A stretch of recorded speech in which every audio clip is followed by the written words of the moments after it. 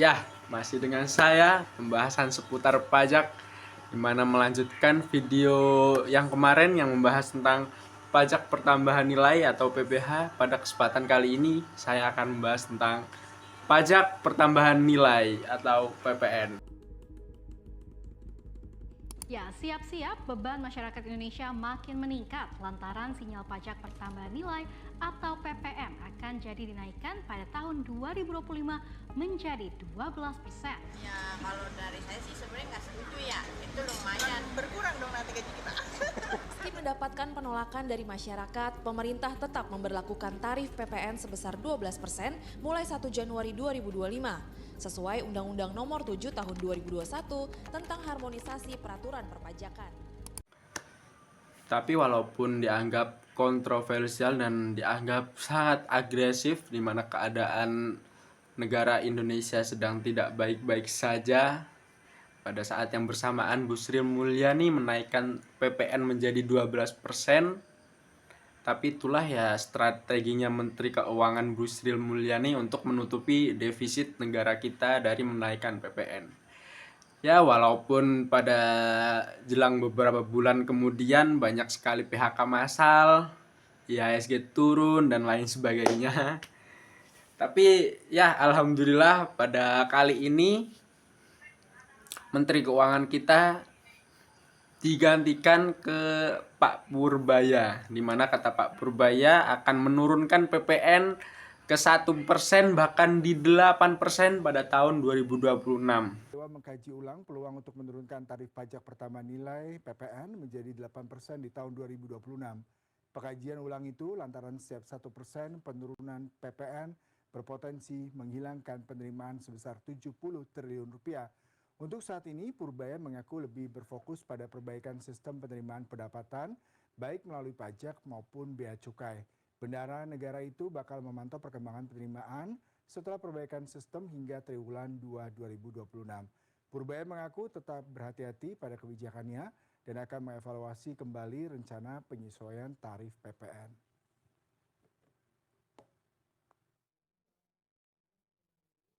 Keuangan.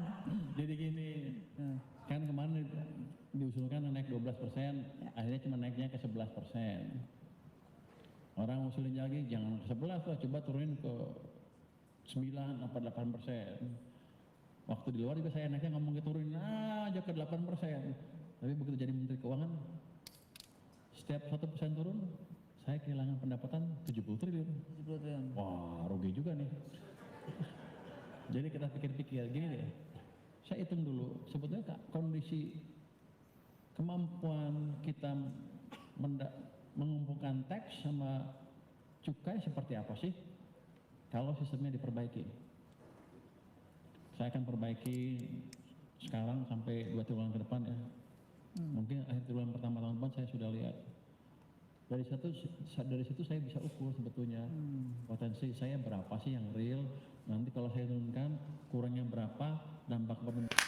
Nah, walaupun berbeda dari sudut pandang Bu Sri Mulyani sangat menekankan pajak untuk menambah anggaran negara, di sisi lain Pak Purbaya sangat menekankan ke perkembangan ekonominya terlebih dahulu, di mana menurut beliau ketika perekonomian Indonesia maju, ketika rakyat-rakyatnya juga perekonomiannya meningkat, mereka jadi enak gitu untuk membayar, enak, tidak terbebani dan ikhlas tentunya.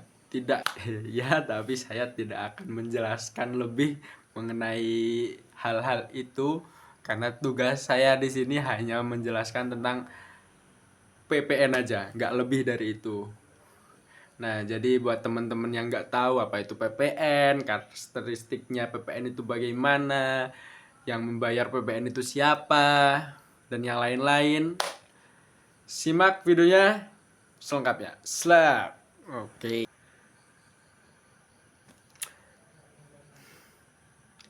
Nah, yang pertama yaitu apa itu PPN. Nah, pertama, mari kita mulai dari pengertiannya terlebih dahulu. PPN atau pajak pertambahan nilai adalah pajak tidak langsung yang dikenakan atas konsumsi barang dan jasa di dalam daerah pabean di Indonesia.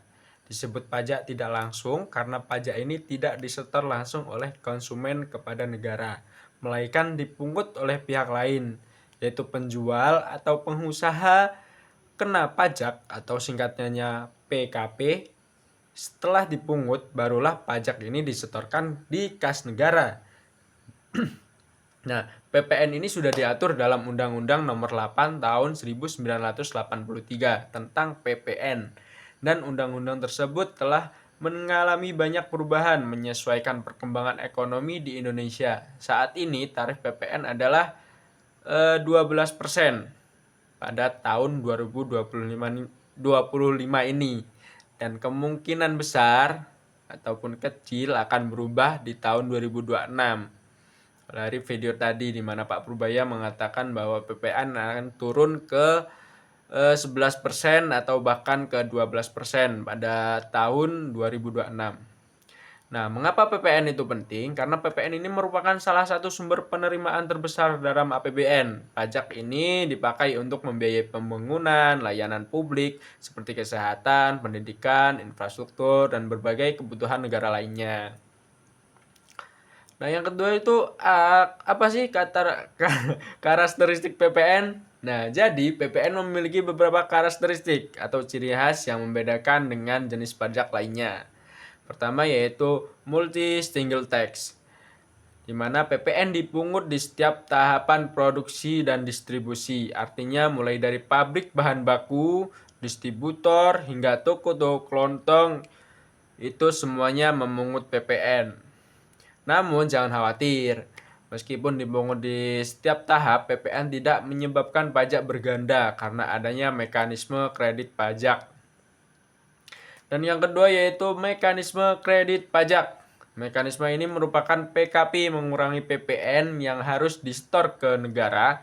Caranya adalah dengan mengurangi PPN masukan input tax yang telah dibayar dalam pembelian dari PPN keluaran, yaitu output tax yang dipungut dari konsumen. Inilah yang membedakan PPN menjadi sistem pajak modern yang adil dan efisien. Yang ketiga yaitu bersifat objektif. PPN dikenakan pada objek barang atau jasa, bukan pada kondisi subjek pembeliannya. Artinya siapapun yang membeli barang yang kena PPN, maka dia harus membayar PPN tanpa memandang situasi sosial atau penghasilan. Artinya seluruh warga negara walaupun itu miskin, kaya, raja, presiden tetap dikenakan PPN. Dan itu sama 12%. Nah, keempat yaitu tarif umum. Indonesia menggunakan tarif umum. Saat ini tarifnya 12%. Dan yang ketiga yaitu karakteristik utama PPN. Nah, PPN pertama-tama memiliki karakteristik sebagai pajak multitahap, yaitu sering disebut dengan multi-stage tax, maksudnya yaitu distribusi mulai dari perusahaan yang memproduksi bahan baku, lalu diproses menjadi barang setengah jadi, kemudian menjadi barang jadi, hingga akhirnya sampai ke distributor, toko, dan konsumen akhir. Nah, tetapi meskipun dikenakan berkali-kali di setiap tahap, hal itu tidak berarti pajak yang dibayar menjadi berkali-kali lipat. Nah, ini yang sering menjadi kesalahpahaman oleh masyarakat. Karena orang berpikir kalau tiap tahap dipajaki berarti pajaknya banyak sekali dong. Nah, padahal tidak, karena nanti ada mekanisme yang namanya mekanisme kredit pajak yang berfungsi agar pajaknya tetap adil dan tidak berulang berkali-kali. Nah, karakteristik yang kedua dari PPN adalah adanya mekanisme kredit pajak. Ini adalah hal yang membuat PPN modern dan adil. Mekanisme ini bekerja seperti pengurangan pajak, jadi PPN yang dibayar pada saat membeli barang untuk produksi itu disebut PPN masukan. Biasanya dikurangi dari PPN yang dipungut dari pembeli yang disebut PPN peluaran. Hanya selisihnya saja yang disetorkan pada negara. Nah, sistem ini memastikan bahwa pajak yang dibayar oleh pelaku usaha hanyalah pajak atas nilai tambah yang mereka hasilkan. Karena itu PPN disebut value added tax. pajak atas nilai tambah. Bayangkan jika seseorang pengusaha membeli bahan baku dan sudah membayar PPN, lalu ia menjual barangnya dan memungut PPN lagi dari pembeli dengan mekanisme kredit pajak, ia tidak membayar 2 kali. Hal ini membuat sistem pajaknya adil dan tidak menekan pelaku usaha. Nah, supaya teman-teman nggak bingung dari yang saya jelaskan tadi, nah di sini saya ada contoh yang sangat-sangat mudah untuk dimengerti ya. Nah, di gambar ini kita ada industri tekstil, industri garmen, pedagang besar, pedagang eceran, sampai ke konsumen. Nah, kita misalkan aja industri tekstil ini mereka menjual kain. Mereka adalah industri pembuat kain, misal. Dijual ke industri garmen. Nah, di industri garmen ini diubah dari kain itu menjadi baju, lalu dijual lagi ke pedagang besar, dari pedagang besar ke pedagang eceran sampai ke tangan konsumen. Nah, tapi ini masih di PPN 11% ya. Jadi ini contohan PPN tahun lalu. Jadi nggak apa-apa, ini cuma contoh aja. Nah, di sini kan industri garmen membuat kain. Nah, di kain ini dihargai 10.000 dan dibeli oleh industri garmen. Nah, industri garmen itu membayar 10.000 plus PPN-nya 11%, PPN tahun lalu yaitu Rp1.100 atau Rp11.100 yang dibayarkan dari industri garmen ke industri tekstilnya. Dibayar sebesar Rp11.100. Nah, Rp1.100-nya ini itu dialokasikan ke kas negara atau dari industri tekstil itu dibayarkan untuk pajak PPN. Nah, seterusnya dari industri garmen ini dijual lagi ke pedagang besar. Kan udah jadi baju kan, dijual 14.000. Nah, kalau 14.000 kan PPN-nya yang kalau 11% itu kan 1.500. Nah, jadi pedagang besar ini membeli produknya industri garmen itu 14.000 plus 1.540 atau dijumlahkan sebesar 15.540. Nah, ini kan industri garmen kan udah bayar nih ke industri tekstil. Bayar PPN-nya maksudnya 11%. Sebesar 1.100. Nah, terus industri garmen kan menjual ke pedagang besar. Pedagang besar menyetorkan lagi PPN-nya 11% ke industri garmen sebesar 1.550. Nah, 1.550 ini nggak disetorkan ke kas negara secara langsung, tapi itu dikurangi terlebih dahulu dari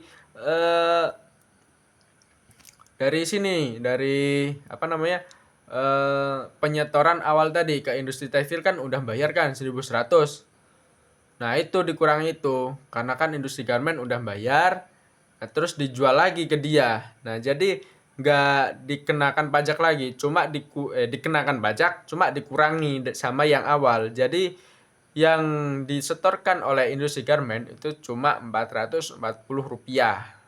Nah, seterusnya dari pedagang besar dihargai 16.000, lari ke pedagang eceran. Nah, di sini pedagang eceran membeli 16.000 beserta PPN-nya 1.760 atau 17.760. Nah, di sini pedagang besar tidak menyetorkan 1.760-nya ke PPN karena pedagang besar sudah menyetorkan sebesar 1.540. Jadi dikurangin terlebih dahulu sehingga hasilnya Rp220, terus dialokasikan atau dibayarkan ke pajak kas negara. Dari pedagang eceran juga gitu, dijual lagi 17.000, lari ke konsumen. Dari konsumennya yang membeli harganya dari pedagangnya 17.000, dikenakan PPN 11%, yaitu di sini 1.870. Nah, pedagang eceran terus menyetorkan ke Rp110 karena kan mereka sudah bayar ke pedagang besar tadi sebesar berapa? 1.760. Nah, jadi yang membayar PPN itu adalah pembeli akhir. Tapi yang menyetorkan adalah penjualnya itu. Di sini ada contohkan industri tekstil yang menyetor awal, terus dibeli oleh industri garmen dibeli pedagang besar, dibeli pedagang eceran, setelah itu konsumen. Nah, itu. Nah, jadi yang membayar PPN itu adalah pembeli, yang menyetorkan adalah penjualnya. Itu. Nah, yang selanjutnya yaitu objek PPN. Nah, objek PPN itu meliputi penyerahan barang kena pajak atau BKP. Semua barang yang bergerak seperti pakaian, makanan, siap saji, peralatan elektronik, kendaraan, hingga barang tidak bergerak seperti bangunan, termasuk rumah, kontrakan, dan lain sebagainya. Nah, itu dikenakan PPN. Nah, kedua yaitu PPN juga dikenakan atas penyerahan jasa kena pajak atau JKP. Itu mencakup berbagai macam jasa yang memberi manfaat ekonomi, seperti jasa konsultan, jasa perawatan kendaraan, jasa kecantikan, dan lain sebagainya. Yang ketiga yaitu PPN dikenakan pada impor barang. Jadi ketika barang dari luar negeri masuk ke Indonesia, baik itu barang untuk dijual kembali maupun barang untuk dipakai sendiri oleh perusahaan ataupun perorangan, itu wajib dikenakan PPN. PPN impor dipungut oleh Direktorat Jenderal Pajak Bea Cukai, sehingga setiap kali kita mengimpor barang pajak itu pasti ikut dikenakan pajak. Yang keempat ada objek PPN berupa pemanfaatan JKP atau BKP, tidak terwujud dari luar negeri. Di era ekonomi digital seperti sekarang, banyak jasa tidak berasal dari Indonesia, tetapi digunakan oleh orang atau perusahaan di Indonesia. Nah, contohnya ya ada berlangganan aplikasi luar negeri, ya seperti TikTok, itu kan juga dari luar negeri. Terus software digital kayak ya Nvidia, Windows, dan lain sebagainya itu kan dari luar negeri, itu dikenakan pajak. Nah, itu tadi kan yang dikenakan pajak. Nah, sekarang ada barang yang tidak dikenakan pajak. Jadi, tidak semua barang dan jasa termasuk dalam objek PPN. Ada kategori tertentu yang bebas PPN demi melindungi kebutuhan dasar masyarakat dan sektor publik. Nah, beberapa barang kebutuhan pokok seperti beras, jagung, telur, sayur, buah, dan lain-lain itu tidak dikenakan PPN. Tujuannya yaitu agar harga makanan pokok tetap stabil dan terjangkau bagi masyarakat. Nah, lalu jasa kesehatan juga bebas PPN. Layanan dokter, rumah sakit, klinik, bidan, serta berbagai fasilitas kesehatan tidak dikenakan PPN karena kesehatan adalah layanan dasar yang harus merata untuk warga negara Indonesia. Selanjutnya ada jasa pendidikan termasuk sekolah formal, universitas, dan beberapa bentuk pendidikan non-formal juga bebas PPN karena pendidikan adalah investasi jangka panjang bagi negara. Selanjutnya ada jasa keagamaan juga tidak dikenaki PPN karena kegiatan ibadah adalah hak dasar masyarakat yang harus difasilitasi oleh negara. Kemudian yang terakhir juga ada jasa sosial seperti panti asuhan dan panti jompo, serta jasa keuangan dan angkutan umum. Keseluruhan pengecualian ini mencerminkan prioritas pemerintah dalam menjaga stabilitas dan kesejahteraan masyarakat. Dan selanjutnya yaitu ada dampak PPN bagi konsumen dan pelaku usaha. Nah, bagi konsumen, PPN membuat harga barang dan jasa menjadi lebih tinggi karena PPN langsung ditambahkan ke harga jual. Daya beli masyarakat bisa sedikit menurun, terutama jika harga-harga barang kebutuhan sehari-hari ikut terpengaruh PPN. Dan karena konsumen tidak punya hak mengkredit pajak, maka beban PPN sepenuhnya ditanggung oleh mereka atau rakyat itu sendiri. Nah, untuk pelaku usaha, dampaknya lebih kompleks. Beberapa pelaku usaha harus menambah beban administrasi karena harus mengurus faktur pajak, pembekuan, dan penyetoran pajak tepat waktu. Harga jual juga bisa meningkat sehingga mereka perlu menyesuaikan strategi harga agar tetap kompetitif. Namun pelaku usaha juga mendapat keuntungan dari mekanisme kredit pajak, sehingga pajak yang mereka bayarkan sebenarnya lebih ringan dibandingkan jika tidak ada mekanisme tersebut. Dan selanjutnya yaitu ada PPN sebagai sumber penerimaan negara. Nah, PPN adalah satu sumber pendapatan terbesar bagi negara Indonesia kita. Penerimaan dari PPN sangat stabil karena konsumsi masyarakat berlangsung setiap hari dan mencakup berbagai sektor.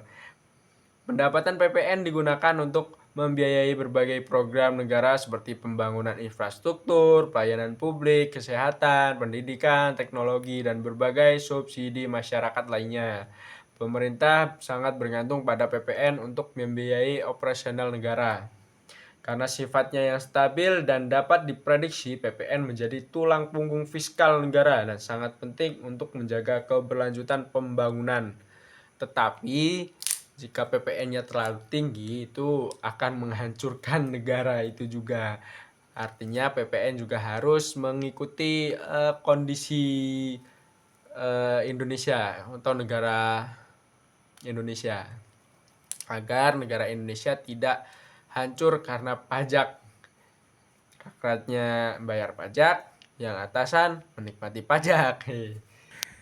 Nah, mungkin itu saja penjelasan saya mengenai pajak pada video kali ini. Buat teman-teman yang mau tanya-tanya tentang pajak, silakan kirim ke kolom komentar. Jangan lupa like, comment, dan subscribe. Weh, mantap!